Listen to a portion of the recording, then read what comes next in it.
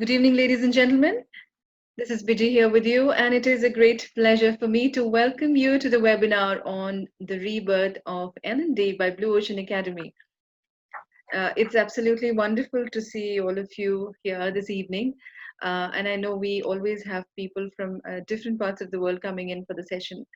Uh, I guess there are a few more people to join in because there are a lot of registrations that has come in for today's webinar. So I'll be expecting probably in next 5 to 10 minutes more people to join into the session. Before we move ahead with the session on rebirth of L&D, I would just take a couple of moments to introduce you to Blue Ocean Academy. I know most of you who have come here have come for the first time. So for the benefit of the guests, I would just take a few moments to introduce you to Blue Ocean. All right, so let's get started.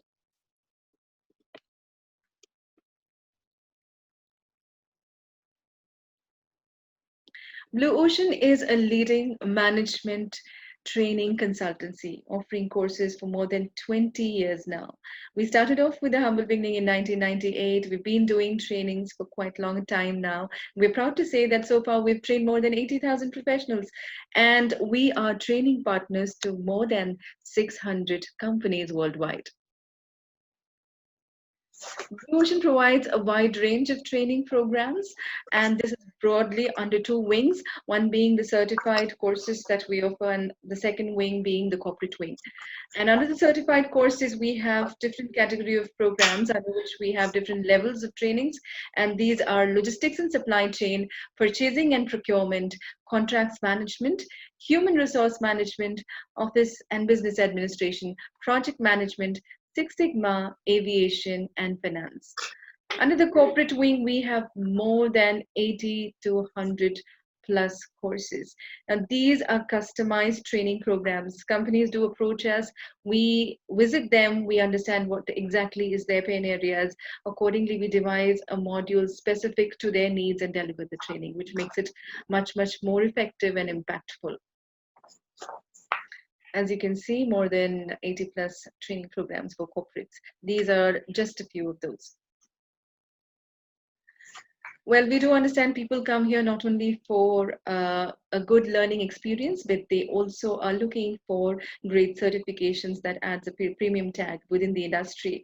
So Blue Ocean believes in affiliating with the best bodies in the industry, and our international affiliations are International Purchasing and Supply Chain Management Institute of USA, American Purchasing Society, USA, Chartered Institute of Logistics and Transport in UK, Chartered Institute of Procurement and Supply, IATA, Project Management Institute, International Quality Federation, that is IQF, American Certification Institute of US, CAMS, and Autodesk. And let me tell you, we are an ISO certified company, and all our courses are approved by KHDA.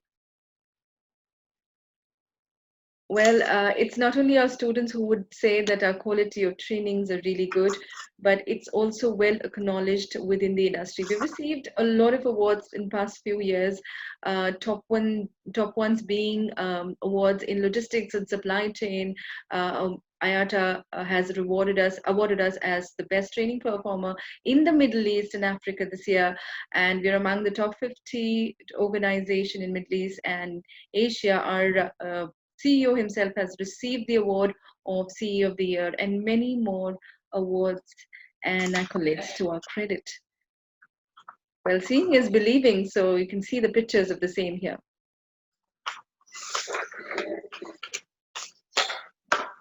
Well, can I request all of you to just mute yourself? I can hear somebody is not muted themselves, so a few noise here and there. Request you to mute yourself throughout the session, please. Yeah, one of the things that people often ask us is that there are a lot of training providers. What makes Blue Ocean so different? So one thing we always tell them is the value additions that you get. It's not only the good quality training that you can look forward to, but also a lot of value adds, just like today's webinar is a value add to anybody who's associated with Blue Ocean. With Blue Ocean, the learning never stops. We keep on conducting such free seminars, webinars, sessions on latest in the industry, which will definitely benefit you a lot in your career. Conferences are yet another thing that you can look forward to, a great platform where you have more than 7 to 8 eminent speakers and leaders of the industry coming in and sharing their experience and knowledge and latest trends in the market. Yeah, another thing that you can look forward to. Well, Blue Ocean is often featured in the press as well. You'll find the news about Blue Ocean initiatives and activities in Gulf News, College Times, Gulf Today, different newspapers and magazines, as you can see here.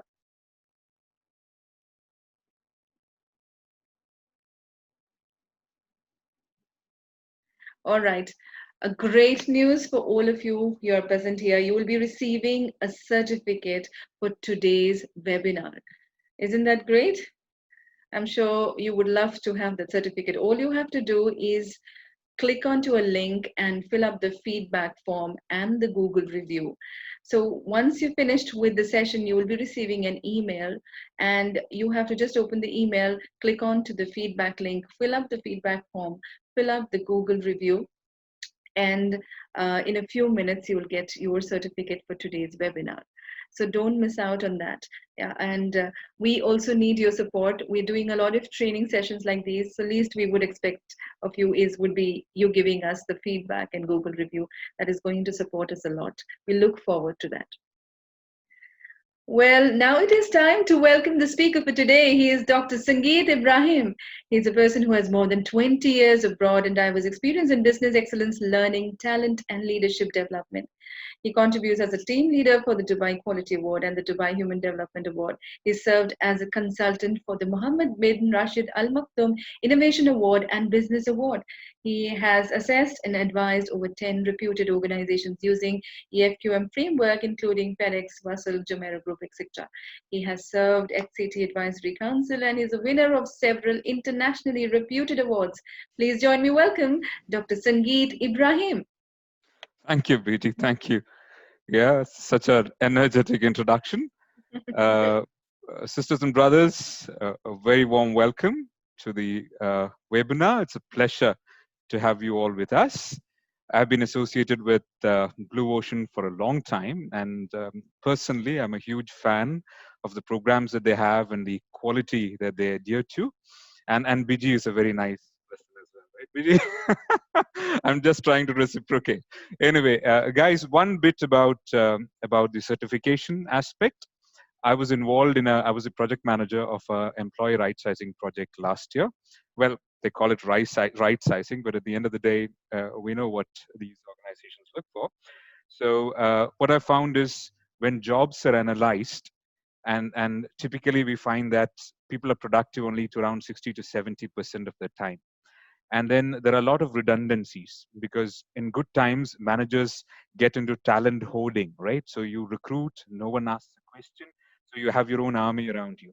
So when right sizing companies come and look at the profiles that you do, they'll find that there are a lot of jobs which are redundant, which means people are doing similar jobs across the organization in different departments. So when they try to club these jobs together, what they do is, of course, I mean, when you club 2 or 3 jobs together, one or two probably will have to leave. So, how do you take a decision as to who has to stay and who has to leave? So, what I've seen increasingly is that they look at the amount of time these people have invested in themselves. Do they have certifications? Do they know additional languages? Do they have a particular domain experience? So, having a certification these days, I'm not just saying this randomly, I've actually seen it happen, can really help in keeping our job, okay, in retaining our job. So that this would be a great time to invest in yourself. uh, Speaking about job losses, well, things are not probably very good for the HR and learning and development fraternity at the moment. But thankfully, though, on one side we hear about people losing jobs, on the other side things are also looking up. The share market has actually bounced back to the glorious, Feb 2020 mark. A lot of us have lost probably 30 to 40% of our capitalization. That's gone back. A report on LinkedIn says that in the UAE, recruitment levels have gone up to almost 60%. Okay, it's 60% of the Feb 2020 mark. So on one side, when people are losing jobs, on the other side, things are slowly opening up for the better. Probably the vaccine is just around the corner. We've got Eid coming up, so wonderful days ahead. And I hope and pray that we'll be able to spend some quality time together discussing things of mutual interest from the fraternity and adding value to each other. I would like to thank Blue Ocean for this opportunity. And let me see how many of you there. 27 of you, and we'll definitely have more trickling in as we progress. So looking forward to having a great time with you. Okay, guys, we have particularly requested Biji to have breakout rooms. So we'll have a lot of interactive sessions because I think it would be a shame if I'm the only one who's speaking. There are a lot of experts in this room today. We would definitely love to hear from all of you. I wanted to start by asking a question to you. When we are young, okay, or when you ask kids, small kids, what jobs they want to do in the future, what are some of the jobs that you typically hear?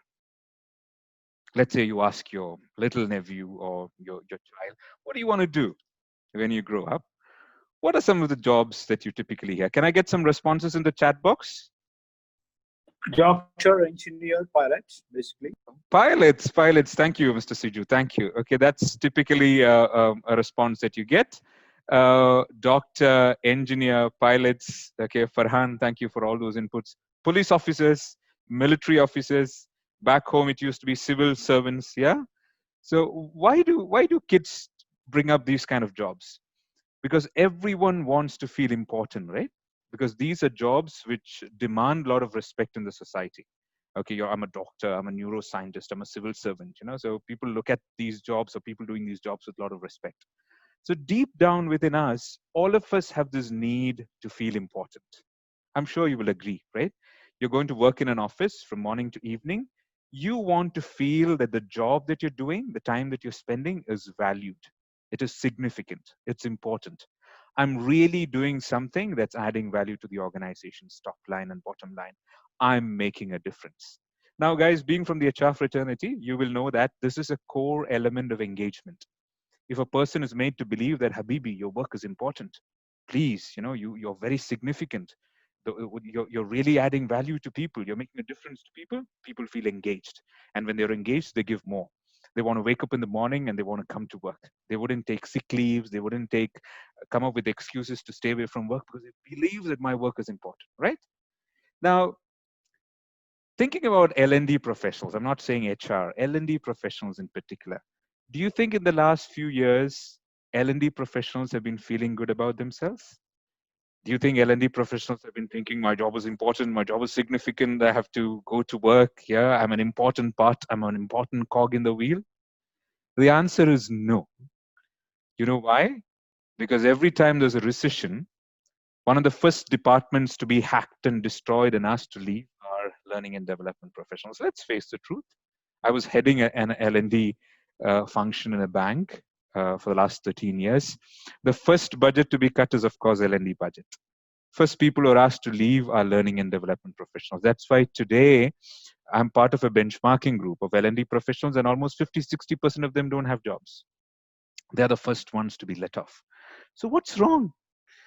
Why don't organizations see the work that we do as significant? Why are we treated as, someone who's very dispensable? Keep them when things are good. When things are just about to turn bad, yalla, ask them to leave. Are we in such an insignificant domain?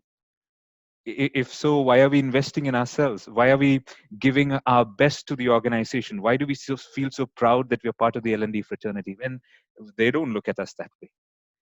Yeah, this is a question that I want to ask. Now, if you want to challenge me and say no, organizations treat us with a lot of respect, then I think we'll be lying to ourselves, right? So today, sisters and brothers, if you think that I'm going to talk about AI-based coaching, I'm going to talk about content curation, I'm going to talk about these fancy new technology and stuff in the L&D, you're wrong. Because I believe before reaching there, we'll have to do some systemic changes to L&D. We'll have to really shake the foundations and really facilitate a rebirth of L&D. The old L&D is dead. The old L&D is useless. The old L&D has been thrown out of the window. And if we have to be significant, if we have to keep our jobs, and if we have to make a difference in organizations, we'll have to reinvent ourselves. So with your permission, let me share the screens. Okay, so let me first mute you all and share the screens to show you some sad news. Okay, let's start with the bad news first.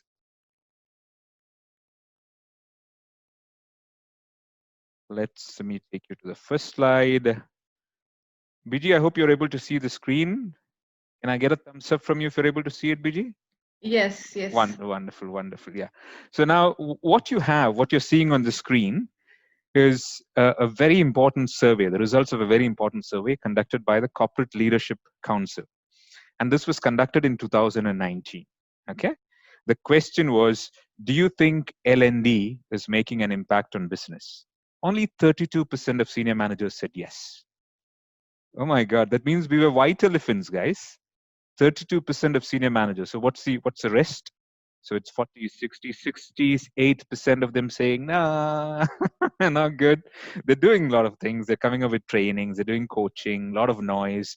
We have training rooms. We have invested in e-learning. Okay. We talk about micro-learning, certifications, but not adding value. Only 39% of line managers said that L&D is helping staff perform better. Look at the irony. Yeah? If only 39% of line managers say that we are helping and improving performance, then why are we there at all? Why are we there at all? And no wonder we are being asked to leave. Okay. Attendees said that only 80% of training contents, 80% of training contents are never used. Now, you don't have to go by this survey. Think about all those fancy binders that you got after the training, nice white binders with a lot of hard copy sheets and, separators and stuff like that. Have you ever opened it after the training? Trust me, I'm very personal about L&D, and that's the reason I'm speaking with audacity. Okay, if we don't speak truth about ourselves, I think we'll not be able to fight these challenges and win. So that's a sad story. So today, in the next 90 minutes or so, what I want to do is I want to share with you a story, a success story, where when I did the survey in 2017, I got a response. The question was, HR L&D has made a significant impact on the performance of my team members. I got only 44% agree and strongly agree, 45%. That means 44%. That means majority of the people said, oh, Dr. Ibrahim, we like you. You're a nice person. Your department is all cool people, but you're not adding any value. Yeah. But then when we conducted the same survey by June, July 2019, this had increased to 91%. So 91% of managers are saying, yes, we want you because you're adding value to the department. You're adding value to your people. The performance of our people are getting better. We're getting better business results. So this is the story that I want to share with you. And it's nothing out of the world, very simple, okay, probably at zero cost. It's just a question of changing your mentality and changing a few basic things in L&D, very basic things in L&D. You don't need a consultant. You don't need external providers to come and do it for you. You can do it yourself. So this is the promise that I have. And the icing on the cake is when our organization won the Emeritization Award, organized by the Ministry of Human Resources. This was chosen. What we did in L&D was chosen as a best practice. Okay, and I was asked to present this at the Emeritization Summit, and we got a lot of effective feedback, based on which we had almost 3 benchmarking visits coming to our organization to see whether, has this guy really done what he said, what he's saying he has done? Yeah, so that was how things are. Okay, so it's a real success story. Let me share with you some books. You could probably take a snapshot, or I'm sure BG will be sharing the video recording. These are real practical books which helped me in my journey. Capability. We used to talk about competency, right? As L&D professionals, we talk about knowledge, skills, and attitude. It's called ASK, or Kingdom of Saudi Arabia. Okay, knowledge, skills, and attitude, or attitude, skills, and knowledge. We say we work on competencies. But frankly speaking, working on competencies does nothing to the organization. If you really want to add value, you want to work on capability. Now, if you ask me what is the difference, suppose you're driving, okay, after work, and you start hearing some noise from the engine of your car. Yeah, dup, dup, dup, dup, dup, and the engine is sort of stalling. So what do? You drive to your favorite garage. There's a garage that you frequent, Now there's this amazing guy in the garage. Okay, nice guy. He's an expert. He opens the hood, takes one look at the car, and says, "Sir, I can solve it for you. 30 minutes." And you're delighted. You send a text to your wife saying that I'll be delayed by 30 minutes, and you're waiting. Now, after 5 minutes, a guy comes to you and tells you, "Sir, I'm sorry, we don't have that item in stock, so I can't repair your car." Now, did the guy have competence? Yes, the guy had competence. He could diagnose the problem with the car. He knew exactly what has to be done, and he could solve the problem. He had the know-how. He had the competence. But did he have the capability? Did he solve your problem? No. So when you drive out of the garage with a sort of ill car or a sick car, a jolting car, what are your thoughts about the garage? Does it even matter that the guy had competence? At the end of the day, your job was not done. So now this was what L&D professionals used to do. We take care of competencies. What's the big deal? Managers don't care whether it is not. They don't even understand the word competency. Trust me, you go to your organizations and ask your managers, what are our core competencies? What are our leadership competencies? They'll be blank because it never makes any sense, right? This is why we HR guys will have to stop speaking this things about knowledge, skills, and competencies. You can speak this within your fraternity, within HR. But the moment you go out, you need to talk about what makes sense to business, what has to be done, what results have to be achieved. So this is a beautiful book that tells you about the difference between competency and capability. And the one in the middle is my Bible, my Quran. I mean, sorry, man, this is blasphemous. Okay, but this is a book which has really changed my thinking. The 6 disciplines of breakthrough learning. Okay, please download it, read it. And then there's informal learning. Informal learning is an amazing book that tells you to teach somebody something, you don't have to bring him to the classroom. There are so many ways where he can learn it in the department itself. So you don't have to say 3 days of training where he has to stay away from work and stop being productive. There are a lot of strategies for that. Performance support is another beautiful concept, the latest concept. You heard it first here, I could say that. Yeah, it's been around for the last probably maybe a year or so. A new way of implementing training. And then stakeholder centered coaching, which is another beautiful coaching methodology from Marshall Goldsmith, and a technology called appreciative inquiry. This is based on positive psychology. I have a diploma in positive psychology, which is really useful in training and coaching people. Okay, so these 6 books, download them, buy them, you get them from Kinokuniya. I get a commission whenever you. So please, guys, check these out. These can really transform your journey as L&D professionals. Okay. So now I think because we're going to be together for around 2 hours, it'll be great if we can get to know each other.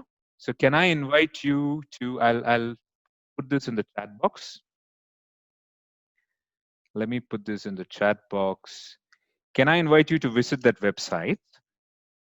Okay. And when you visit that website, I'll share it on the screen. You'll have a small plus button on the bottom right side, a plus button. Click on that plus button, so you'll be able to enter your text. I just want to know your name and one thing that you want to know or learn more or understand from today's webinar. Okay, or if you say no, I don't want to learn anything, I want to talk about it, that's fine. Okay, so one thing that is your area of interest. Yeah, so I invite you to please visit that link, the small red button on the bottom right corner. Enter your name and what you would like to gain from this webinar. Okay, let me, oh, we've got 36 participants now. Wonderful, it's growing. Let me share the screen.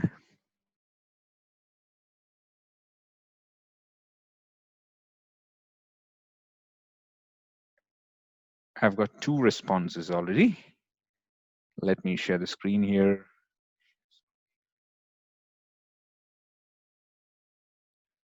Okay, I have Khalid Ali Ibrahim saying stories can change your world. Well, I would have loved to speak about that because that's a world by itself. Yeah, how stories can bypass your conscious mind. Okay, because we all love stories, right? Where the hero fights and struggles and then wins. So through storytelling, you can really convince people. But unfortunately, we won't be talking much about it today. Hitarth Trivedi says impacting the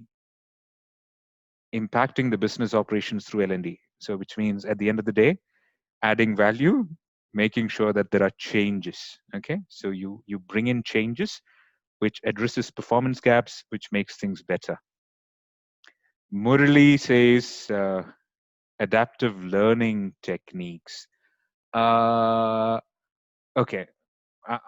Unfortunately, I wouldn't be talking much about adaptive learning techniques. We'll be talking more on implementing what you learned, because the challenge is not in learning. The challenge is in transforming learning into behavior, transforming learning into habits, which is extremely tough. Be more.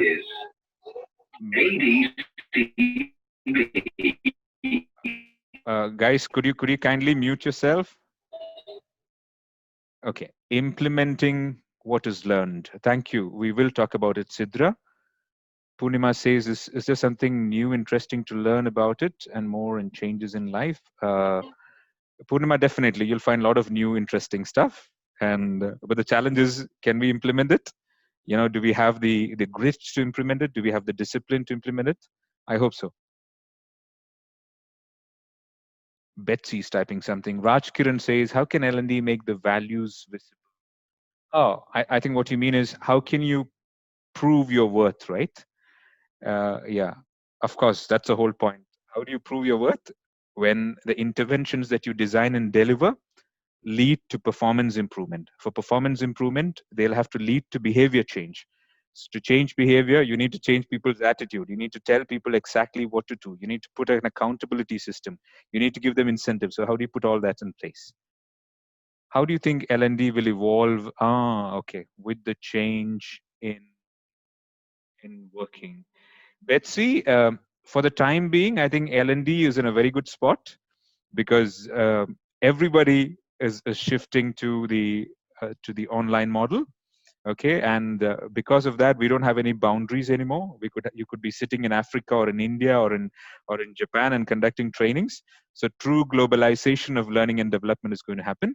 And if you look at the fourth industrial revolution, the two jobs which are still in the blue domain, you have the blue domain, you have the orange domain, and the red domain. Orange domain is if up to 50% of the job could be automated using machines. Okay, but education is still in the blue domain. So if you go to the website called "Will the Robots Take My Job?" I don't know whether you've checked that website.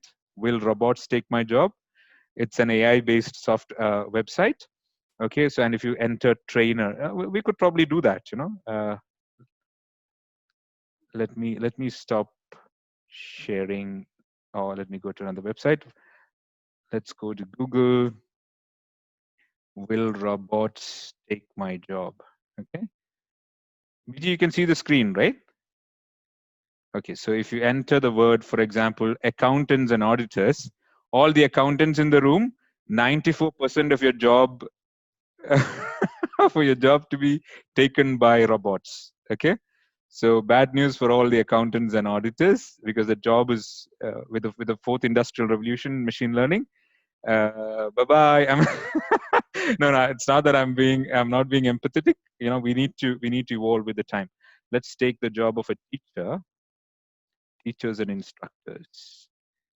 The chances of your job being automated or replaced by robots is only 1.0%. Let's look at sales professionals or sales managers, only 1.3%. Okay. Let's look at insurance underwriters, 99%. Yeah. So anyway, I'm digressing. So I was just trying to answer Betsy's question. Okay, it's good to know you guys. Most of your questions are in line with what I intend to discuss. Okay, but my whole point was, in case we get a lot of questions about another domain, it's okay, because we're doing this webinar for you. So I can leave my contents aside, and then we can have meaningful discussions. So the only person upset with me will be Murali. Okay, because we wouldn't be talking about learning technologies or learning styles, adaptive learning styles, but of course we can have another webinar on that. Okay, so ladies and gentlemen, thank you for your inputs. We have around 40 participants now. Let me jump right into the topic. Okay, At any point, if you have any disagreement, comment, feedback, feel free to enter it into the chat box. Okay. Yeah. Now, I don't want to mention names, but I want to talk about a real incident. Okay. And this real incident, I've documented it here in case you guys are not able to hear me properly. Yeah. I got a call from a company because I work as a freelance trainer now. So I got a call from a company saying, can you please provide a training, okay, on John Maxwell's 5 levels of leadership? So this was the training manager calling me. A very, I mean, um, a professional lady. So she called up and said, Dr. Ibrahim, can you please do a training on the 5 levels of leadership? So the first question that I asked her is, of course I can, ma'am, but can I know what is the expected outcome? I wanted to know why she was doing this training. What is the expected outcome? It's important, right? Because at the end of the day, you do something and you need to know whether have I reached there. This is like Alice in Wonderland asking the cat, okay, which road should I take? So the cat is asking, where do you want to go? And the Alice says, I don't know. So then the cat is saying, well, then you take any road. You take the left road, you take the right road. Because if you don't know where you want to reach. So the lady said, yeah, of course, we want them to be great leaders. Now, great leaders could be anything. Leadership is such a misused word. It could be anything. So then I asked her, can you be a little more specific, ma'am? Can you tell me what exactly, I mean, you want them to do after attending the training? She didn't like it, because I'm a trainer and she's the training manager. She has the budget, she has the fulus, and this guy is, looking for business. So how dare he ask questions like this? So her tone changed, she became a little irritated. She said, that's our internal decision. This is the tone, okay? That's what our senior managers will do. Can you conduct the course or not? So ideally, I should have said no. I will not conduct the course because I want to, I follow my values. But because I was also looking for business, I said, Hadareen, if you want me to do the course, definitely I can do the course. Okay. But after putting the phone down, I looked at the phone and I said, dear lady, you're being an order taker. You know who an order taker is? I mean, I'm not trying to demean any job. The order taker is typically a waiter. So people come to the restaurant, they sit at the table and say, give me American chopsy or give me a steak medium. Okay, give me and the waiter comes and says, yes, boss. Okay. It is not the waiter's job to ask, why do you want to eat it? Or the waiter's job to say, no, it is not good for your health. If I go and ask for mandi, the waiter should not come and say, Dr. Ibrahim, you've put too much of weight. You should not ask mandi, right? The waiter's job is to take the order. Unfortunately, that's what L&D has come to. Somebody in business calls and says, I want this. Your Alatul saying, yeah, let's call up. Do we have an internal trainer or do we have an external trainer? We have a budget. Let's go do it. Pure order taking. And when you become an order taker, you become dispensable because you're not adding value to business. Because if you are asked to go, one waiter goes. I mean, I'm not trying to demean the job of a waiter. You get another waiter, right? The waiter doesn't know anything about what the chef is doing. The waiter doesn't know anything about the menu, anything about the ingredients, doesn't even know what this guy wants. He's just an order taker. And trust me, having consulted for top organizations around, 90 to 99% of L&D departments do this. We are order takers. No wonder managers said that only 33% or 44% of managers said that we are adding value. And no wonder we are the first ones asked to leave when there is a crisis. So now I want to give you an activity where I want to push you into a breakout room. Okay, so first I'll take your permission. So what I'll do is I'll break you into, there are 40 of you, right? So probably I'll break you into 4 breakout rooms. Now suddenly, when this breakout room thing happens, you are going to be in small subsets, right? Of course, Zoom, this is how it works. So what you do is say hi, hello, okay? Don't keep quiet, don't log off, and then start having a conversation. Okay. So after we come back, we'll come back in 10 minutes. What I would love to hear you speak is, what should this lady or this gentleman, this manager, what should he or she have done differently? When the manager called up and said, we want training in John Maxwell's 5 levels of leadership, immediately she called me, right? Saying we want, she was the order taker. Instead of that, what do you think she should have done differently? Is the question. So I would push you into the room. Please be good boys and girls. Don't talk about other things. Focus on the topic at hand. What do you think this manager should have done differently? Okay. So with your permission, let me open the breakout room window. We will break you into 4 rooms. So it'll be welcome back, guys. Welcome back. Okay. Uh, you know what? I don't know whether you've experienced this. Uh, uh, not breakout rooms, but these kind of activities, we call it leaderless discussions. Okay. LLD, they're used as part of development centers. So when you want to choose talented people to be included in a leadership program, or when you want to recruit people, what we typically do is we'll bring them all into a room and we give them an activity, a very simple activity, like you've reached an island.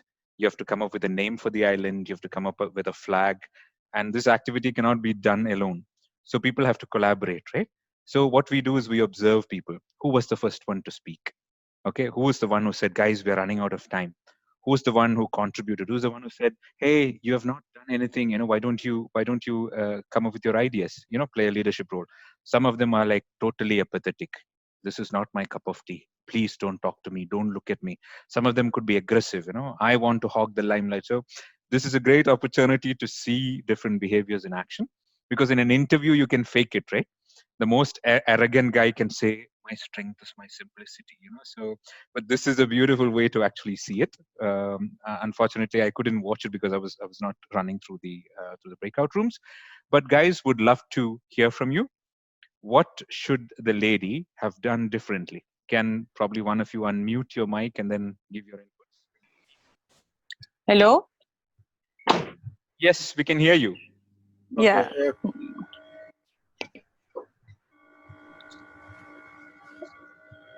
Hi. Can I do one thing? I'll mute all of you, and Zain, you could probably unmute yourself after that. Yeah, just give me a second. Okay. Yes. Now, can you please unmute yourself? Yeah. Hello. Yes, we can hear you. Okay. First, I think we think as our group that she needs to specify the training needs. She needs to do the analysis for the training needs for the company. Then she needs to identify the purpose of the training. Okay. Okay. Then once she do the 2 steps, she needs to go to the third one, which is aligning this learning with the business goals. Wonderful. Okay. Then I think she needs to just provide just-in-time learning using the delivering method. Like after she finishing aligning the learning, and the 4th steps, she needs to meet the learner, and she needs to meet the learner and put the plan with him before she starts with the company employees. Okay. Wonderful. A very, very, very systematic, structured process, Sister Zain. Thank you. Yeah, thank you. Yeah, thanks a lot. Thank you. Anybody else would like to speak up? Yeah, Sister I would like to add value on this. Yes, that Shabir. Zain gave out a very wonderful picture out of it. The main thing which we discussed is that the return on investment. So, what are the points which we actually want to fix out in this particular segment when we want to go ahead with this exercise? So, what are the training needs and why Okay. in which group we require this particular training? So Wonderful. at different levels, they might require different type of leadership styles and Okay. to manage different type of people. So Okay. eventually, what each group will require will be bifurcated into some more compartments. So what are those compartments, and what are those compartments actually requiring at their level, at their department, whom they are managing, the people whom means the people who are to be managed, what they do require, what is the outcome of this. Okay. Means basically to fix things right, whether the things will get fixed or not will be an option. If the option is served, you got way ahead with your lives. Wonderful. Thank you, Brother Shabir. Thanks a lot. Yeah, really, really good points. Mashallah. Adding on to what Sister Zain said, we'll probably have time to listen to one more person. I think Brother Khalid has put his hand up. Khalid, you want to speak? Brother Khalid, do you want to speak? Assalamu alaikum. Wa alaikum salam wa rahmatullah. Yes, I would like to speak. I one small thing. Actually, what the organization would like to see, they would like to see the potential of hidden potential of the employees who have the capability to be a leader. So they are looking to improve the employees, the low-level employees. If somebody is having some leadership factor, they would like to improve him. Only this one, like 5% of them. Okay. So I think you're saying the organization should ideally have a kind of assessment in place to see. Yes, Yeah. they are looking. They want to see if they want to hire some people from outside, or they would like to see if there's any capability or any opportunity within the organization, because they had the course they specified for the leadership. Yeah, beautiful point. I mean, typically, what happens? Thank you, guys. Thank you. What typically happens is in a good organization, they have what is called as a talent review process, where there is a 9-box model. Every manager twice a year they'll evaluate all their employees, not just with respect to performance objectives and competencies, but it's a grid called performance versus potential. So then you will know exactly where Dr. Ibrahim is. He has got high performance but low potential, maybe, or there is somebody else with low performance but high potential. So then when you see that, I mean, these are people who could be potentially delivered as trainers, I mean, as leaders. So wonderful. Raj says it's easier to just start with the pain area. Pain area in terms of what is wrong, right? What are they not performing? Okay, Raj, thank you. Exactly. Yeah, Yeah, thank you. sorry for that. Thank you. I mean, what my only concern, my only concern here is we say all this, right?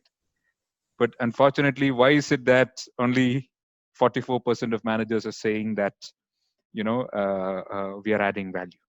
We know this. So my take of having worked in L&D is that we have made this whole process so complicated and so structured that it is a far cry from what managers really understand. We talk about training needs analysis. It is usually linked with the performance appraisal. Performance appraisal itself was one of the worst implemented systems in any organization. Any organization. Performance appraisal is supposed to inspire people. Performance meetings are supposed to guide people. Performance meetings are supposed to provide supportive feedback. Performance support meetings should never be a surprise. But typically, how does it happen every year? Most of us dread it as if we are waiting for our COVID results, right? Most of us come out of a performance meeting either saying the manager is unfair, he didn't tell me this. So that's how pathetic performance appraisal is. But anyway, that's a topic for another webinar altogether. And in many organizations, the training needs analysis is linked to performance appraisal. So when your manager himself doesn't know what is good or bad about a person, yeah, how can he really identify what is your training needs? So my argument is we need to simplify the entire process. We need to stop speaking about competencies. We need to stop linking it to our standard performance appraisal, and we need to come up with something very simple which managers can understand. So let me propose these questions. Okay. I hope you can see the screen. Instead of talking about competencies, instead of talking about business impact, whenever somebody comes up and says, I need a training, without being order takers, you need to deconstruct. The key word is deconstruct. Because at the end of the day, why is somebody attending a training? Somebody is attending a training because the organization wants the guy. The organization doesn't just want the guy to be certified. Yeah, he wants the guy to behave differently to customers, behave differently to when he's meeting prospective customers, behave differently when he's working on the system, behave differently when he's operating a process, behave differently when he's doing an audit, right? That's the reason. Or behave differently when he's leading people. I'm talking about leadership trainings. So the question we need to ask is, what do you want the attendees to start doing? We want feedback based on behavior. Okay, this would involve redesigning the forms, this would involve redesigning the process, but that's another stage. But we need to deconstruct behavior as L&D professionals and ask the question, what do you want the guys to start doing, stop doing? So if that lady said we want him to be leaders, so it's, what do you mean leaders? What exactly leaders? What do you want the person to start doing? So then the person will say, I want him to delegate more. Okay, wonderful. So you got a point. Now our managers sometimes shout at people. We want them to stop shouting at people. You see the beauty?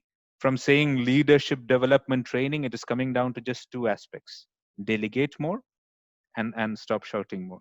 Okay. So this is a question that we need to ask. This should be part of our regular interview. What should the attendees start doing? What should the attendees stop doing? And then you ask the question, what business results will this impact? Unfortunately, we don't ask this question. That's the reason we are treated as dispensable order takers. It'll improve sales. It'll improve employee engagement. It'll reduce errors. It'll probably improve our mystery shopping results. It'll improve our customer survey results. Okay, can we measure this? How are we going to measure this? And what is good enough? Currently, the score is around 75%. So if I give this training and if we get people to start doing and stop doing, what are your expectations? Because much before we talk about ROI, we need to talk about the real business results of the impact of this training. And I understand that most of you might be asking some questions similar to these two, okay, because you've got your training needs analysis. Some of you measure using Kirkpatrick's the ROI. Probably the only value add here is you have not actually broken it down to behavior, which is extremely important, because training is about behavior change. You are there to get people to behave differently. And unless you identify what exactly you want them to change, you will not be able to design the right program. And your program will not deliver value because you expect something, the manager is expecting something else. The management is expecting something else. But here, the most important question is, what is stopping them from doing this now? What is stopping people from doing this now? Before just jumping and picking the phone and designing a training and calling a vendor, you need to know why there is a performance gap right now. If the customer service people are not smiling, if the sales people are not cross-selling, if the compliance people are not double-checking a form, if the manager is not treating people respectfully, before saying I will train it and solve it, you will have to know why they are not performing it now. Because unless and until you understand the driver for non-performance, whatever you do will not be effective. Okay. So now I want you guys to have a very small breakout room. Another way to plan any training is to conduct a training needs analysis, performance RNI. Thank you, sister. But training needs analysis, this is where I want to stop you guys. Okay. Because training needs analysis alone will not solve the problem. And that is why I want to, I'm introducing the concept, or not introducing, it's been there. I want to share the concept of performance consulting. So we have to move from training needs analysis and get into performance needs analysis. And I'll explain that in a minute. Okay, so let me break you into the room again, but this time you only get 5 minutes. Okay, we'll go back to the same breakout rooms. Now my question is, if a person is not performing well, he's not smiling, he's not doing cross-selling, manager is shouting, okay, or manager is not providing proper feedback, or a guy who should double check something is not double checking, which is leading to which is impacting business results. My question now, simple, before you jump in and say I'm going to train this guy, is why do you think the guy is not performing? So let me push you back into the rooms again, guys, only for 5 minutes. I want you to discuss and come back with the reasons for non-performance. What are the reasons why people do not perform? Okay, so here we go. You only have 5 minutes, so please be a little quick. How was that happening? Because there are 4 rooms and there are 40 of you. I'm sorry about that, brother. I had one person, but he left in between. And I was alone in my room as well. Same here.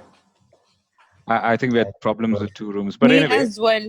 Me as well. Room 1. But then I people took it as a different exercise of might be. You I must be think it's having a because of the different pandemic, exercise. a lot of rooms are vacant. My apologies, could be a technical issue, so we'll dump this anyway. Guys, would love to hear from you nevertheless, because from my experience, what comes out of the training needs analysis is 80 to 90% irrelevant stuff. I'm not just talking about the organization that I worked in, but across. Either it's too complicated, or, for example, people use words like not showing initiative or not having accuracy, which is very general.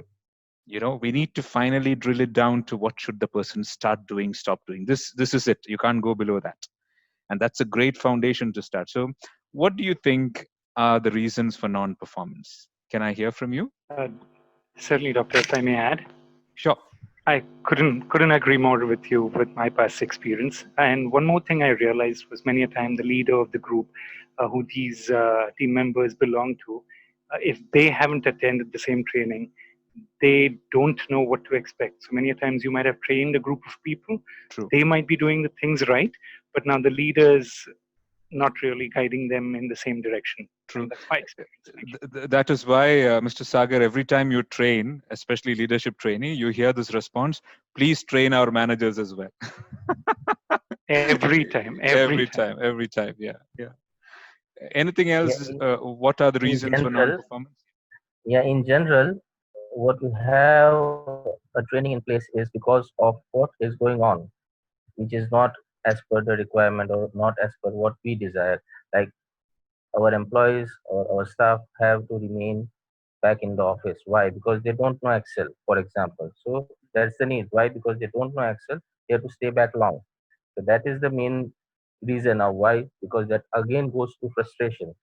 So okay, that Shabir has bhai, to be no, picked up. my question was non-performance. What causes non-performance? So maybe you said yes, they do not know, they do not exactly know, which is fine, which is absolutely fine. Yeah, thank you. Anybody else? Lack of motivation. Lack of motivation is one of the reason. Lack of motivation. From Lack of motivation. Definitely, Siju. Thank you for saying that. Lack of motivation is a reason. Yeah. The Sorry. unhealthy environment as well. Thank you, sister. There's no support. There are no reinforcements in place. There are no consequences of doing the right thing. Unhealthy environment is definitely a reason. Purnima says the job is not challenging enough. Thank you. We can also include something like lack of employee engagement. 100%. People are not engaged. They don't feel fully committed to the job at hand. Okay, so that is another reason. Thank you. Loving your inputs. They are not feeling. They don't see a career ladder. They don't see a career growth. True. And, there's no consequence. There is job insecurity. So that's the reason they don't actually perform. So that's also one of the valid reasons. Could be. Thank you. Wonderful. Now, would have loved to hear from all of you, but our time is limited. So let me do one thing based on my experience, okay, of being in the industry. Let me share with you the typical reasons for non-performance, and I'm sure it agrees with whatever you've said. Okay, but why is it relevant to our conversation? Let me explain. Yeah. I'll quickly run through them because we know this. In some cases, the staff do not even know what they're expected to do. Okay? Because the manager has not clearly explained to them what has to be done, up to what standard. Why is it important? I mean, khalas. This is shocking. So many staff do not really know. So the manager has not done his job. So if you send this guy for training now, what impact is it going to make? Nothing. But at the end of the day, who gets blamed? Training. The person does not know how to do it. Yes. This is where training has to get involved. So exactly as brother, I think Shabir said, he doesn't know how to do Excel, and doing Excel is important. So the person doesn't know how to use macros, how to use tables. This is definitely something that training can help in. Attitude. The person has, maybe he's disengaged, maybe he's going through a phase of insecurity. He says, I'm not in the right attitude. You send him for a training, what difference is that going to make? When you think that he's going to be fired, or maybe he has an attitude problem, I'm in the wrong job, why am I doing stuff? This is where coaching is important. But then, you send a person for training, how's they going to do? He doesn't have the tools to do it. Overworked, not enough staff. The person doesn't know the importance of doing it. Why is it important to do this? How is that related to business results? Or as the sister said, I think Purnima said, the person is absolutely bored and unchallenged, very much in his comfort zone. There are no consequences, no punishment for not doing, no rewards for doing, no career path, nothing. The person has not got feedback. Imagine in many organizations, performance appraisal is done once a year. Once a year. Imagine Messi and Ronaldo getting feedback once a year. You can see the coach standing, right, when a football match is happening, and the coach is giving feedback every second. This is what we should do. There is no support, as the sister here said. Maybe the atmosphere, the environment is toxic, or there are problems in the processes itself. Your bank takes 3 days to open an account, somebody else's bank takes half a day, and you can't blame the salespeople, right? Maybe the product is not good enough, or maybe the market is not up to the mark. So how can sending people for training solve all these problems? Now, this is a formula that I love to use, brothers and sisters, and I hope you'll embrace it. Somebody's performance is equal to his potential minus interference. Now, this interference could be within him, which is poor attitude, no knowledge, or the interference could be around him, no tools, a manager who's shouting at him, a team that is not supporting him. So if we have to actually improve performance and raise it to potential levels, we need to then reduce the interference. So now let me do something which Iron Man does. Okay, Iron Man likes to do this with data.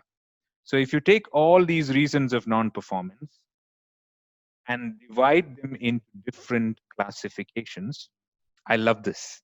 I hope you will take this slide away, okay? And I hope you will make this part of your regular conversation when you speak. This is called the performance ecosystem. It involves the worker, the work, the workplace, and the world. So if a person does not know how to do it, or a person has an attitude, it is related to the worker. But if a person, if the work itself has process gaps, has product gaps, it is not related to the worker, it's related to work.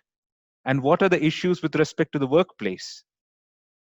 No proper briefing, not having tools, work being boring, no consequences, no feedback, no support, no explanation on why the work is important. And then the world, which is market conditions. Now, we can only directly influence the top two, how to do and the attitude. But in so many cases, the first solution is send him for training. Now, why does training fail? Because training automatically takes up and says, oh, let me give him some training on motivation. Let me give him some training on Six Sigma. Let me give him some training on leadership. While the problem cannot be addressed by training. You're trying to give vitamins, costly vitamins, when the person needs a Panadol. And it is not our job to provide Panadol. Okay? So this is where we fail. The moment business says, or the training needs analysis, somebody says, I want my people to do a leadership training because it's affecting leadership. Do we really go back and ask the question? First of all, what do you want the person to start doing, stop doing? How many times do we interview the proposed training? We only speak to the trainer, right? To the manager. It is when you speak to the trainee, you understand that the reason is not in your hands at all. The reason or the problem is somewhere else in the performance ecosystem. Okay? But somebody has to do this. Somebody has to do this.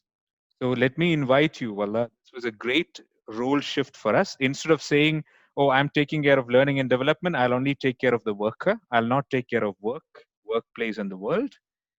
You enlarge your scope and you call yourself performance consultants. We are not doing training needs analysis now. We are doing performance needs analysis.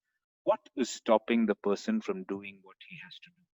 But before that, what do you really want him to start doing, stop doing? Specific behavioral indicators. Second, what is the reason he's not doing it? Then you will find a lot of reasons which are outside the worker across the performance ecosystem. But you become responsible and you say, it's okay. I'm not going to say it's not my responsibility, because for the manager, he doesn't care. The manager doesn't care, and the manager doesn't want to run around asking who's responsible. The manager wants capability. The organization wants capability. And if you want capability, you take up the role of performance consultant. Say, yes, we take up the responsibility. If there is a product issue, we will inform the product team and we'll hold the product team responsible. If there is a process issue, We will inform the business re-engineering team or the service quality team, and we will hold them responsible. Well, when we shifted to this particular way of working, I faced a lot of resistance. People used to tell me, Dr. Ibrahim, we don't report to you. Dr. Ibrahim, you can't tell the product team what to do.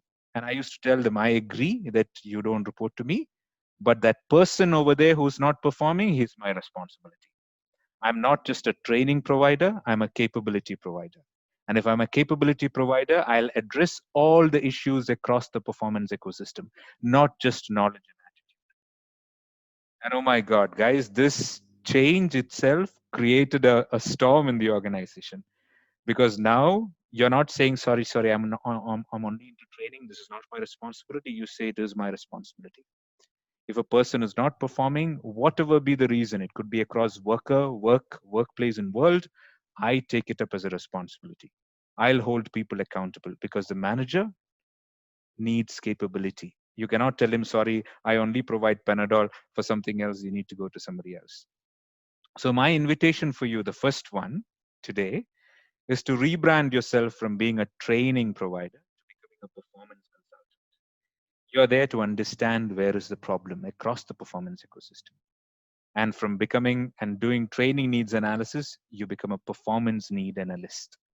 Please do read about it. There's a lot of literature available. It's brand new, but it's a phenomenal change in the way you reposition yourself. Okay? And at the end of the day, you're adding more value. So managers will love you. So when a manager says, I want to give this guy, I'll give an example.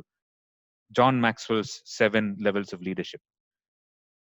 So you ask him, what exactly do you want him to start doing, stop doing? He is not delegating, or he's shouting at people. So you go to the manager and you go to the person and ask, your manager has told you to delegate, right? So he says, La wallah, nobody told me. Or why are you shouting at your people? There's a feedback that you're shouting. No, because I was told that I have to be tough. This is the responses that you get. First of all, he's not been briefed properly, and he believes that this is the culture. So he says, okay, the problem is outside the training. The issue is with the workplace. You need to correct the workplace. So the manager of the manager has to now go and brief the guy. So we put a schedule. We'll say, when are you going to speak to the person? This is what you need to say. So we are working outside the worker space, across the performance ecosystem. And this is the only way we can add value to the organization. We cannot just sit working on the worker and use words like training needs analysis and ROI when majority of the problems are not with the worker. Majority of the problems are outside. So before I go ahead, ladies and gentlemen, beautifully explained. Thank you, Betsy. Can you share the performance ecosystem model with us? Thank you for the feedback, Betsy. I'm happy. I know exactly why you felt it, because I felt the same when I hit the concept. When I first came across the concept, I was like, wow, because it finally told me what is wrong with what I was doing. I was doing my best. Still, I was only catering to probably 5 to 10%, the worker space, while the issues are outside. It's like somebody has a kidney problem and you're trying to treat his chest. Yeah. Thank you, Sagar. Thanks a lot. Please do it, because I'm not just quoting something. I'm explaining a journey that I went through. And from around 40s, the impact increased to around 90s, because somebody has to take this responsibility. Okay. So thank you for the feedback. Let's move ahead. It's already 7:20. Brilliant idea. No, it will not backfire, Brother Shabir, when you show that it is adding value. So maybe you need to start small. Start with some managers who are supportive, and when you show that it adds value, I can give you a simple example. We had a, I got a response. I got a request from our treasury department saying that our people should be trained on assertive communication. Assertive communication. So the person, the entire treasury team. Oh, I said, okay, wonderful. What do you want the person to start doing, and stop doing? Whenever the branches call and request for a product, we want them to really sell it at a high price. Okay, wonderful. So then when I interviewed the people said, sir, we have no problem, but we have been told by the manager's manager to try to support the branches completely. See, totally conflicting values. Now, if I'd take them away from work for 3 days to give them brilliant training on assertiveness skills, it would have been a waste, because the problem was with the workplace. So we sorted it out, and we told the manager and the manager's manager, have one language, please speak the same thing. And we called them for a meeting, gave them a briefing. In half an hour, 1 hour, the problem was solved, because we are now performance consultants. We are not order takers who will just go and provide training. Okay, wonderful. We have now only touched the tip of the iceberg. We want to go ahead. So with your permission, let me share the screen again.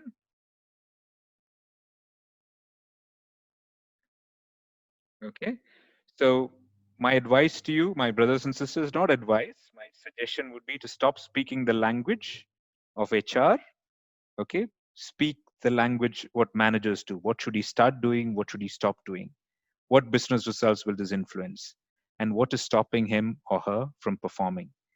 Okay, now once you identify, for example, once you identify problem is with the worker, like Excel, the person doesn't know, he has a knowledge issue or he has an attitude issue, then it is our responsibility fully, right? So what do we normally do? Typically, we design a classroom training, right? This is what we do. We love classroom trainings.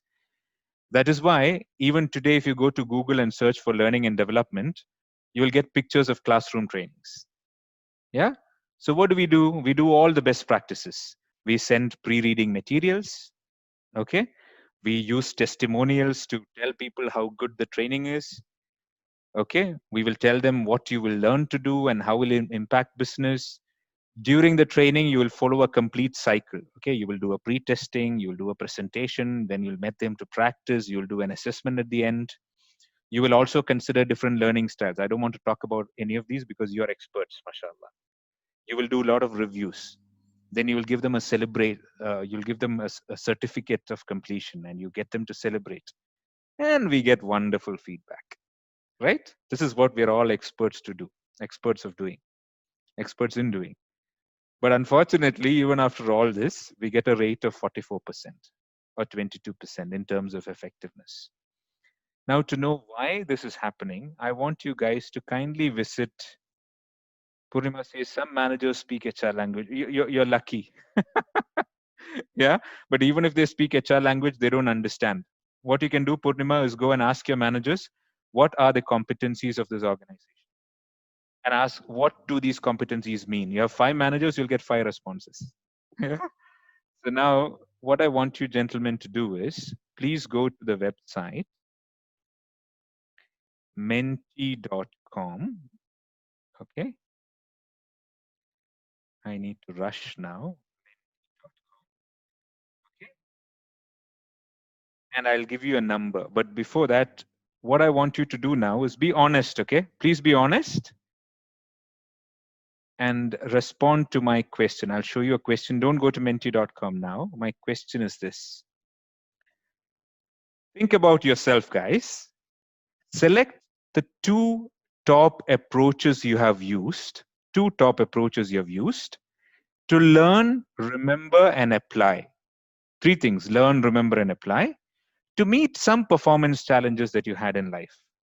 Okay. I'm asking, what are the methods that you used to learn, to remember, and apply to meet performance challenges in your life? Question number 1, did you go to a formal e-learning program? Question number 2, did you ask somebody to show you, to coach you, or you saw a short video, not an e-learning program, but a short video? Did you go and register for a formal on-the-job training or classroom training? Or did you just try doing it and learned it yourself? Or did you go and apply for a mobile learning course?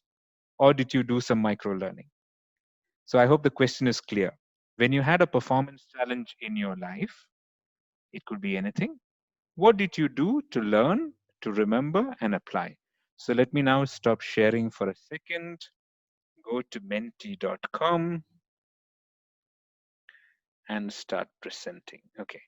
So you will have to go to menti.com and use the code 159437. Let me type it here.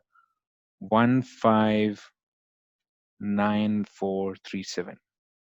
You will see the question there. No problem, okay? Menti.com 159437. Can I invite you to go to menti.com? I want to get your response. Is Menti.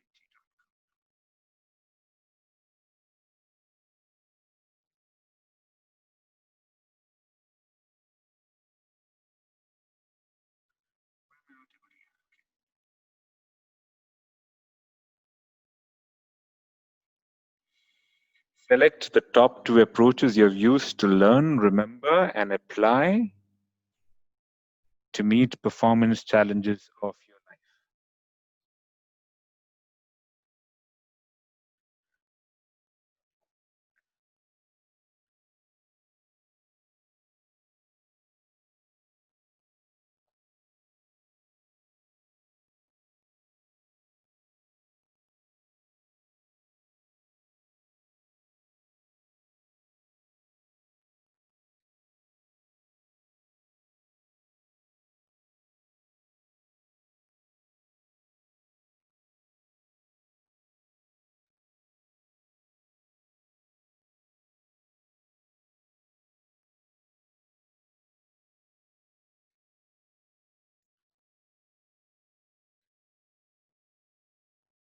I hope you can see what's on the screen, and I hope it scares you.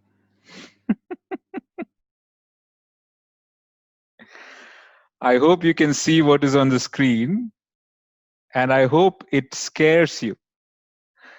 Now, why am I saying it will scare you? Is because from what you have responded, subhanallah, I have got the same responses from maybe 11 or 12 different workshops. Do you see what you responded? 34% of you said that you will ask somebody how to do it. You will get somebody to show you how to do it, or you will watch a small video about it. 31% of you said that you will learn it yourself. Okay, you will do trial and error. Only 7% said you will do formal classroom training, and I think you haven't understood the question, maybe. Yeah, probably that's the reason. Only 3% said you will do formal e-learning programs. Guys, do you see where we are now? If you look at your L&D departments, if you look at your budgets, everything that we do is either around formal classroom training and e-learning. While these are the last, or you use mobile learning, these are the last 2 or 3 options people choose. The biggest options that people choose are whenever they get stuck and they have a performance issue, they either ask somebody, okay, to show it, or they refer to a small nugget of information, like a small video, a small nugget of information. Instead, we take them away from work. They spend 2 to 3 days of training. That's why they're saying 80% of stuff what is taught in training is not ever used. Now, ladies and gentlemen, like how you loved the performance ecosystem concept and the concept of performance consultancy, let me share with you another extremely important paradigm shift that I had, which is this. By the way, this is data from the Learning in the Workplace survey, okay? Done across the world. I think there were more than 4,000 odd respondents. And if you see which are the most important ways to learn, learning while doing, 94%, knowledge sharing within the team, 88%, searching for information and finding it yourself was 83%, okay? And classroom is just 29%. 29%. E-learning is only 39%. Now, shouldn't this shock us? Because everything that we do, our budgets, our time, our efforts is focused either on formal classroom trainings and on e-learning. No wonder we are treated as white elephants, which are not adding value. So what do we do instead is the question, okay? So let me share the screen again. Unfortunately, we might not have time for all the discussions. It's already 7:30. Okay, but let me show you what I mean.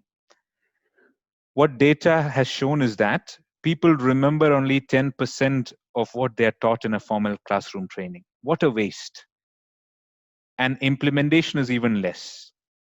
Now, why is implementation less? Because unless and until somebody is there to hold you accountable, Habibi, what did you learn? What did you do? Why are you not doing it? People will not implement what they learned because you will get caught in your regular work, your busy firefighting, or your inertia or your habits. And at that time, when the person wants to really implement it, there is no support. He's far away from the training room. I'll give you an example. When you attended an Microsoft Excel course, they taught you everything about macros and stuff like that, right? Are you immediately going to implement it? You will not. When you go back to your work, you will get caught in your regular work, right? Especially because you've been away from work on training.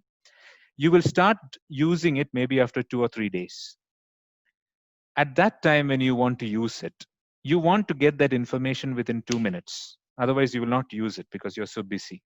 Where will you refer? What will you refer to? Who will support you? This is called at the point of work support. So when all these are not happening, why do you want to take people away from work for 2 to 3 days for classroom trainings and then give them certificates and congratulate them for what?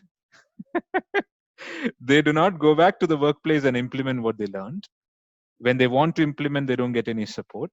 And because of that, after 1 week, everything is forgotten, khalas. And for this, we have big training rooms, training manager, training budget. And no wonder people call us white elephants who are not adding value. And no wonder we are one of the first ones to be asked to leave. Okay. So I want to introduce you to a beautiful concept, ladies and gentlemen, called 5 moments of learning need. 5 moments of learning need. Please read more about it. There are books on the topic. Okay. The first moment of learning need is when you're learning something new, absolutely new. When you are a new joiner, for example, in an organization, you want to know about the systems, policies, procedures. Classroom training is wonderful. Okay. Second, when you want to gain more knowledge, you learned something, but you want to know more of. No need for classroom training.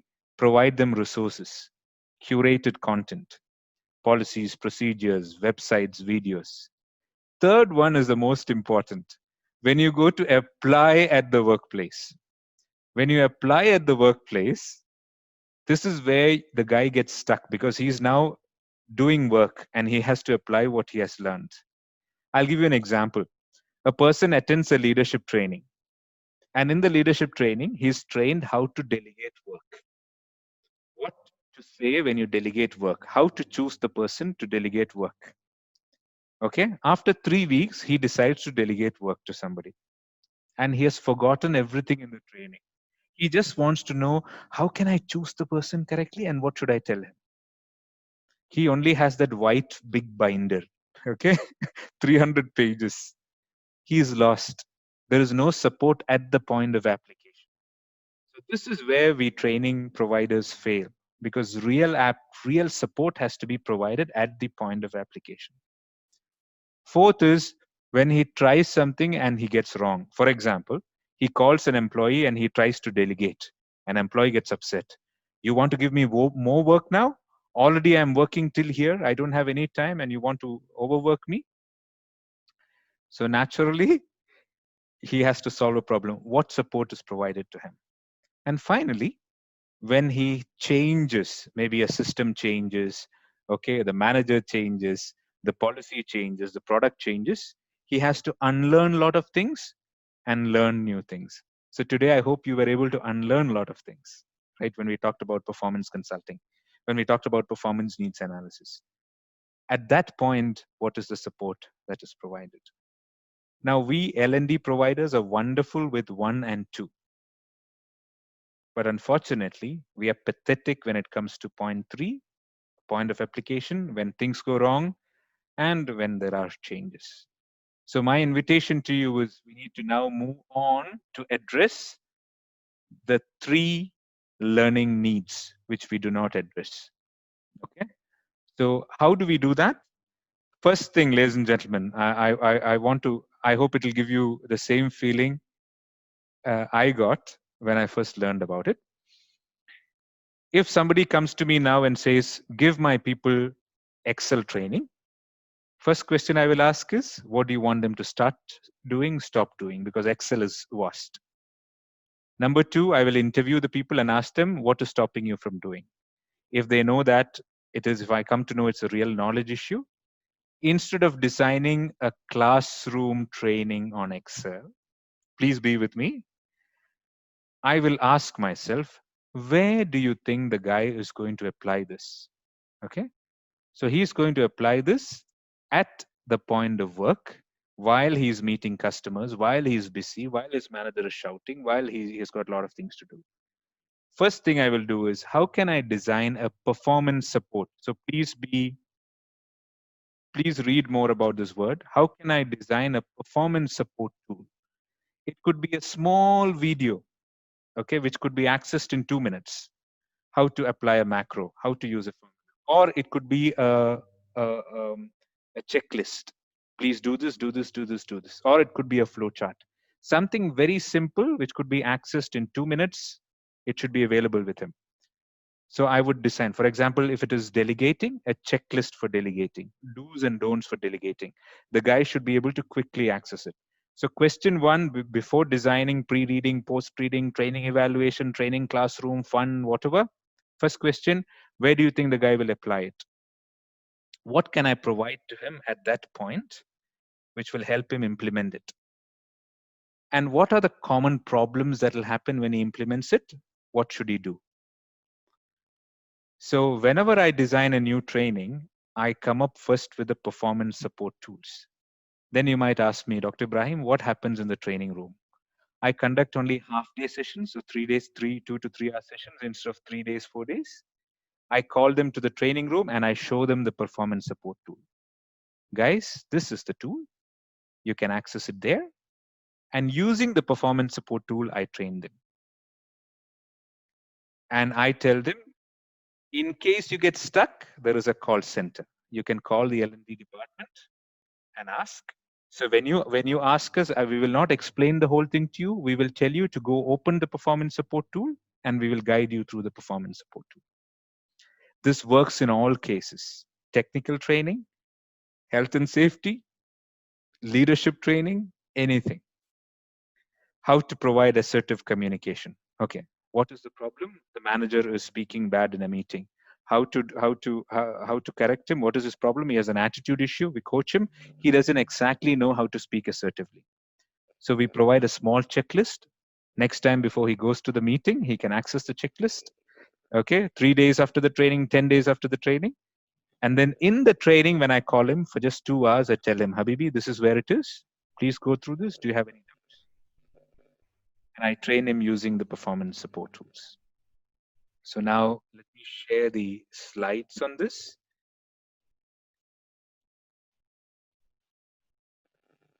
Okay. Where is the performance support tools that I've listed? Okay, it is already listed here. Performance support tools could be a checklist, could be a small video, could be a job aid. But I'll also list what are the common issues that the person could face. And based on that, I provide them extra performance support tools. So from now, I change, and starting from 2019 early, we reduced our classroom trainings by almost 1/3.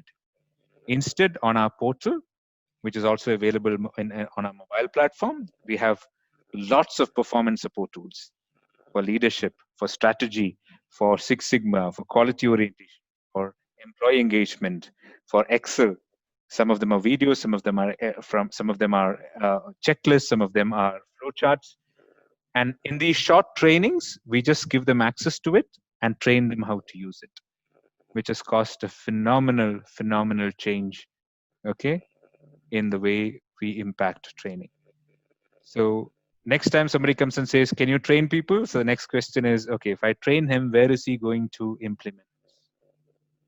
What can I provide to him at this point of time for him to implement it?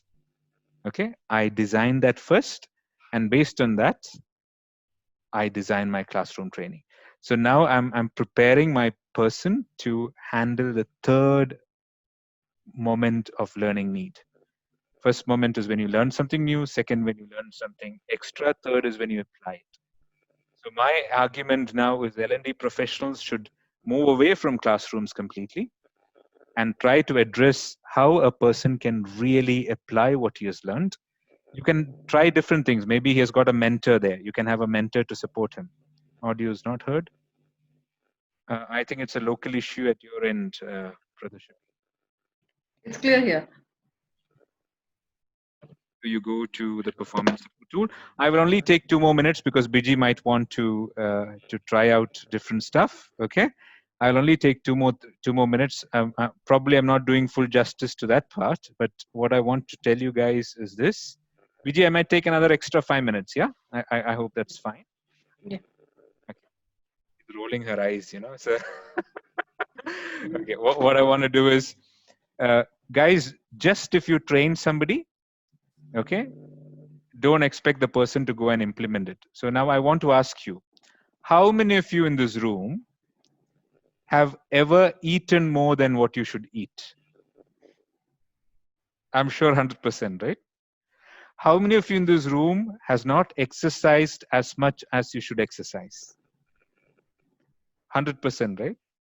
How many of you have texted while driving?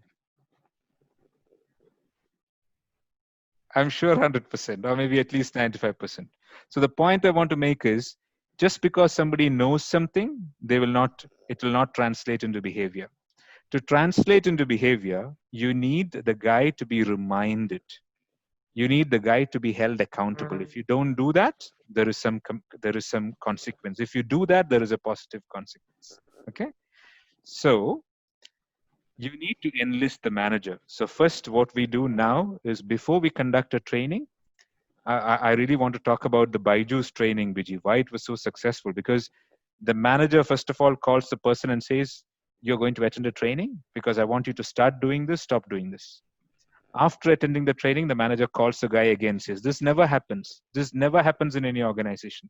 In many cases, the manager doesn't even know why the guy has gone for training. Oh, he was not there for 2 days. But we insist that the manager will call the guy and says, what did you learn from the training? What are the things that you're going to do differently? Okay. And every week the manager reminds, we remind the manager to remind the staff. Are you doing it? Do you need any support? Why are you not doing it? Can I help you? And after the first month, the manager evaluates the staff. Has he done the behavior? Is it leading to better business results? So we get a feedback saying that some improvement, significant improvement, and acceptable improvement. Some improvement, acceptable improvement, and significant improvement, in that order. So by making sure that you have performance support tools, making sure that you have the manager to hold the staff accountable, to remind him, to hold himself accountable, we make sure that that behavior is implemented. Because if you don't do that, that is the final connecting link, right? This is where the rubber hits the road, the proof of the pudding. Just by training him well and giving him a performance tool, he will not do it because he gets sucked into his regular work. So the manager is held accountable to enforce it. And you know why, guys? Only if the manager gives him an acceptable improvement, he's given the certificate. So I disagree with Biji when she said she's going to give you a certificate for today's training. Okay, we shouldn't give you a certificate. We should only give you a certificate when you go back to your departments and change the concept of training needs analysis into performance consulting, into performance needs analysis. When you stop the way you deliver classroom trainings, when you reduce classroom trainings by at least 1/3, when you come up with performance support tools, and when you also get your managers to enforce behaviors. Once we get an okay from your head, HR head, saying that it has all been done, then Biji will send you the the certificate. Anyway, ladies and gentlemen, before we end up, I have a small review quiz for you. Okay, because we need to precise and to the point. Thank you, Sidra. Thanks a lot for your feedback. But hold on, guys. I want to make sure that you guys have embraced what has been taught. Can I invite you all to go to this website, http joinmyquiz.com. Please go to this website, joinmyquiz.com. And when you go there, you will find a box to enter a code. And this is the code that you should enter. 152475. Let me share the screen and see whether anybody has joined. Nobody has joined so far. Please go to joinmyquiz.com. Zain is the first one to join, mashallah. Congrats, sister. Thank you for joining first. Arifa has joined. Congrats, Arifa. Why is Biji not joining?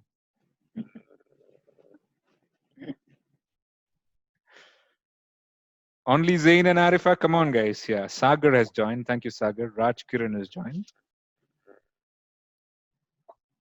Sidra has joined. Okay, wonderful. We have 5, so I'm starting. Okay. What is the code, please? Again, sorry.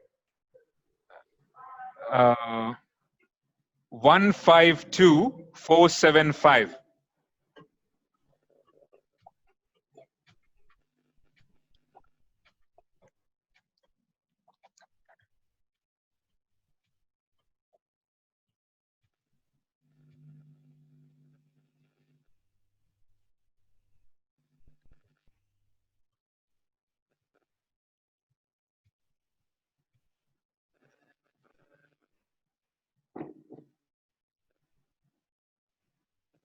Come.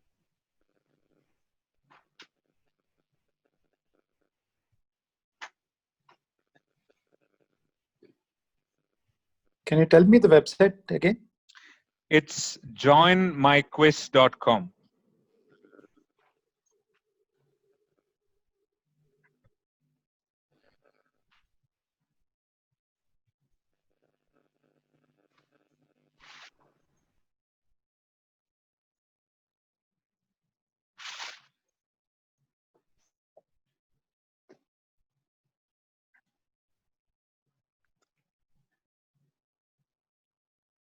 Time to end the quiz because we can't go on and on. First place to Mr. Sagar, second place to Zain, and third place to Betsy. Yeah, and so many of you have got 100% correct. So that means I shouldn't appreciate you. I should appreciate myself because you had such a wonderful trainer, okay, who could teach you these concepts in such a short time. Yeah. Anyway, before Biji takes over, guys, let me put that screen back up. Okay, of the books, which really helped me. I mean, I didn't go for any consultant support to get this done. I would strongly recommend you, if you're in L&D, to read these 5 books. Take a snapshot. They're available at CUNY and Borders, I believe. Phenomenally life-changing. You can, from 44%, I got a score of 91%. Okay, so you can really implement this. Not 1 dirham. Yeah, you don't need to invest in a system or e-learning or whatever. It's just changing the fundamentals, and you could become somebody who really adds value. Okay, thank you, Betsy. Now, guys, I need 1 minute. I want to feel good because it's been a long day. I had a training from 9 to 2, and then Biji rolled her eyes and said log in at 5:15. So my question is, did you find the session useful? Say good things about me, Wallah, in the chat box, please. Yeah. Would love to get your feedback, guys. I hope you found the session useful. Nobody's typing anything. Oh, wonderful. Wow, wow. Thanks a lot. Thanks a lot. Learn and unlearn. Great session. Thank you. Wonderful. Okay. So, ladies and gentlemen, I'll log off for the time being. Have a wonderful Eid break. Don't sit at home. Maintain your, make sure that you follow safety precautions, but go out, have fun, eat some nice food, enjoy, and of course, pray for everybody. Yeah, pray for all the COVID patients out there. Pray for everybody who has lost jobs. Pray for everybody who is facing salary cuts. Pray for all those businesses which are sort of in doldrums. And may God Almighty take us all towards greater heights. Okay, thank you. Thank you. Biji, over to you. Thank you, Doctor. Thank you so much. As usual, a very insightful session, and I always look forward to your sessions. There's so much to take away from your trainings. Yeah, thank you so much once again. And thank you to all who have come here. I just wanted to tell a couple of things to you. The first thing being that we do have a lot of people who are already in HR here, and many queries have started pouring in regarding the courses we offer.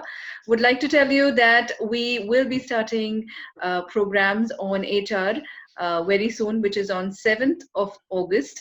I'm sure a lot of you are interested in the HR courses. HR and L&D definitely go hand in hand. So I'm sure you would like to go for that. So we are starting the Certified Human Resource Professional Program on 7th of August, and same day we would be also starting the Certified Human Resource Manager Program. These are certified courses with certifications from US. So a very good opportunity to all of you who are interested to join the program. And second thing, last but not the least, I would like to say that please do claim the certificate. Yes, Dr. Ibrahim said that the certificate is not enough, but I am sure all of you would have been hoping for one for today. So please do claim your certificate. You can just go to your email right now, because your attendance has been marked and you would have already gotten an email regarding the feedback link. You have to just click onto the feedback link and fill up your feedback for today's webinar if you really liked Dr. Ibrahim's session today. And also please fill up the Google review, which is really, really important. We are conducting these sessions to support the community. I hope you can support us too by doing these things, and by filling up the feedback and putting some Google reviews for us. So how many of you would do that? Biji, Give can me I a say thumbs something? up. Can I say Yeah, one sure, thing? sir. Guys, Yeah, sure, sometimes sir. we feel bad, because we do these sessions and people enjoy and benefit, but then they just log off.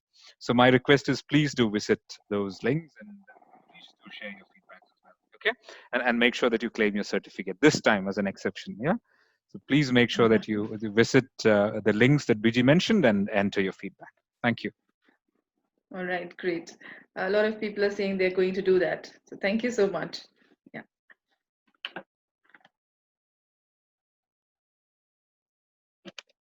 Thank you, Zain. Thank you, Sagar. Purnima, thank you so much. Shabir, thank you.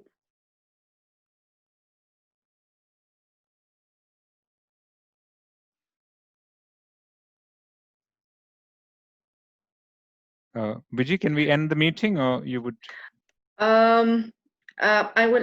They're just asking me something. I think Sidra wants to know about the link. If you've not received in your inbox, please check your spam. Because some of the company email IDs, if you're registered with company email IDs, it would go to spam at times if your company doesn't support or take in the Blue Ocean domain. So please do check the spam. And if you do not get it still, please do contact Miss Alice. She will help you out. I'll just put in very quickly Alice's number on the chat. So she'll help you in case, because a copy goes to her as well.